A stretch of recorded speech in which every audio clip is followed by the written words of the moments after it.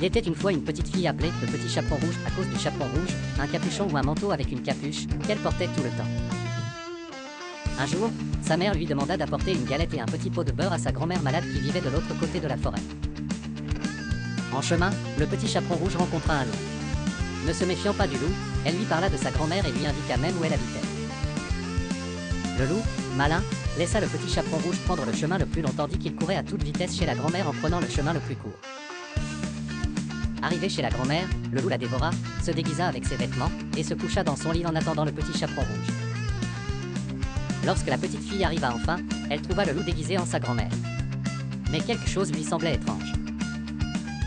Elle dit « Ouh, mère grand, que vous avez de grands bras. »« C'est pour mieux t'embrasser, mon enfant, répondit le loup. »« Ouh, mère grand, que vous avez de grandes oreilles. »« C'est pour mieux t'entendre, mon enfant. »« Ouh, mère grand, que vous avez de grands yeux. » C'est pour mieux te voir, mon enfant. Oh, mère grand, que vous avez de grandes dents. C'est pour mieux te manger. Et le loup sauta hors du lit et dévora le petit chaperon rouge. Dans certaines versions de l'histoire, un chasseur qui passait par là entendit les cris de la petite fille et tua le loup, sauvant ainsi le petit chaperon rouge et sa grand-mère, qui était encore vivante dans le ventre du loup. Cette histoire, qui trouve son origine dans les contes populaires européens, a été popularisée par des auteurs comme Charles Perrault et les frères Grimm.